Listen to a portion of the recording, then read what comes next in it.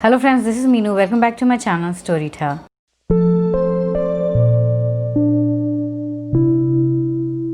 Today I'm going to introduce a new segment in my channel where I'm going to talk about a book right before its theatrical release. On 23rd October 2020, the movie Death on the Nile is going to be released, and I wanted to review the book before I'm going to watch it as a movie. So I thought it will be interesting to compare both of the versions and see which one does it better. Previously, I have been a fan of detective novels, but I kind of grew out of it. I could not hold the interest much longer, but still I'm a big fan of it. I really like the mystery and I like the way it flows. And the same happens with this book also. I've always been a big fan of Sherlock Holmes, and he has always been my favorite character. And Hercule Poirot, even though he's not as effective as Sherlock Holmes, but still he is kind of charming and he kind of makes me laugh, and I think that is enough for me.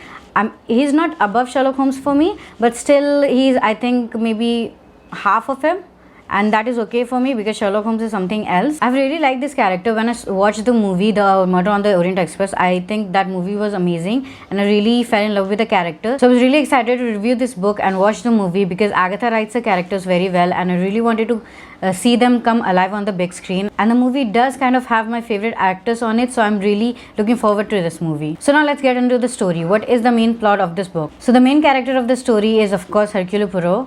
I was very bad with the English names. Now do not even get me started on the French names. So let's move on. He's of course a detective, and Agatha Christie does not want to have him a holiday because whenever he goes on a holiday, something bad always happens. While dining out in London, the detective meets this beautiful girl named Jacqueline de Belaford, also goes by the name Jackie, dancing with her fiancé Simon Doyle. He notices that she was very much in love with him while the man may not share the same feeling. He kind of felt sympathetic towards the girl, and he was right to feel that way because the next day the girl takes her fiancé to meet this beautiful rich socialite and also her best friend Lynette Ridgway. She is beautiful, she is charming, she is very rich, and Simon gets mesmerized by her. After 3 months of working with her, he breaks off his engagement with Jacqueline and gets married to Lynette. The story follows what happens after the news breaks in the city, and Lynette Ridgway, now Lynette Doyle, goes on a honeymoon with her husband. On a trip to the beautiful city of Egypt, she meets Hercule Poirot,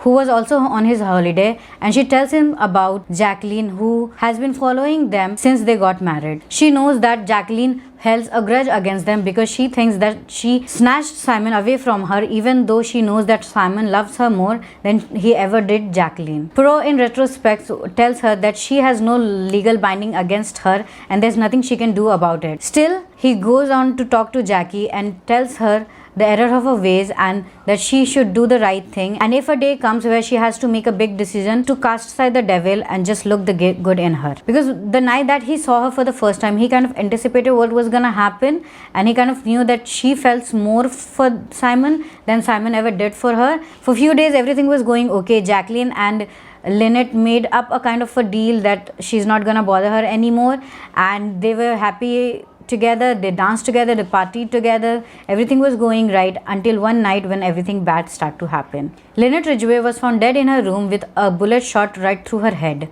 Of course, the blame automatically falls on Jacqueline because she has been stalking them, and everyone was blaming her because she has the most motive to kill her. There were so many unusual companions on the streamer, and everyone has their own story, everyone has their dark secrets, everyone kind of had a grudge against Lynette or her family. Everyone looked guilty until everything was clarified by the end of the book. There was also a serial killer in the mix when Colonel Race comes into the story, and he tells us about this serial killer who was on a loose and who was hiding among them. It made the story kind of more interesting because now the blame automatically falls on the serial killer, and that created another twist which made it more intriguing. Agatha has this way of creating this world and creating these characters that makes you hooked to the story. The background that she used, the exotic location of Egypt and the streamer, and the way she writes a story, it makes you so much more into the book. It takes you away from your own world to their world. I'm not gonna say that this was this mystery was a very big mystery or something that needs very much of a brainstorming. No, it wasn't like that. but the way she writes the character, you're gonna stay for the characters. You're gonna read this book because you are in love with these characters. Each and every character was written so well. Every character has their story, and these stories you feel related to. You feel, it kind of like them. You like their story. You like the happy endings that happens in the end. There were 2 happy endings in the book, and I was really glad to see those happy endings. Story is not the main point of this book. The main point of the book is the characters, and that is what I want to see in the movie. I want to see these characters come to life. I want to see these characters, how well they are going to be portrayed, because I really like these characters. Like I said, the story is not the main point of this book, because I kind of figured out who the killer was right at the start. I understand the motive, I understand why the deed happened, and I kind of figured how it happened. I mean, there were little bits thrown here and there to get you confused. I think that was done purposely, because she kind of figured that everyone will figure out the murderer right at the start. So she threw this evidences and threw this plot points which is just there to confuse you. Anyway, you know who the killer was. I knew who the killer was. That was not the main point of the story. The main point was again the characters.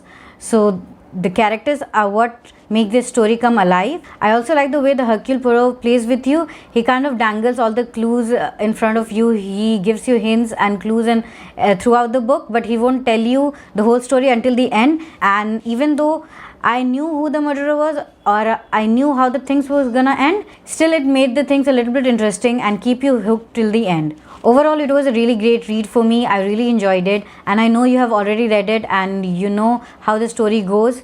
Still, I'm not going to give you any spoilers, because I think that is just not fair for anyone who has not read the book before. Just know that I really loved it, and I'm really excited to see this as a movie. I really want to see those characters come to life, and I'm really excited for the movie that will come on 23rd October.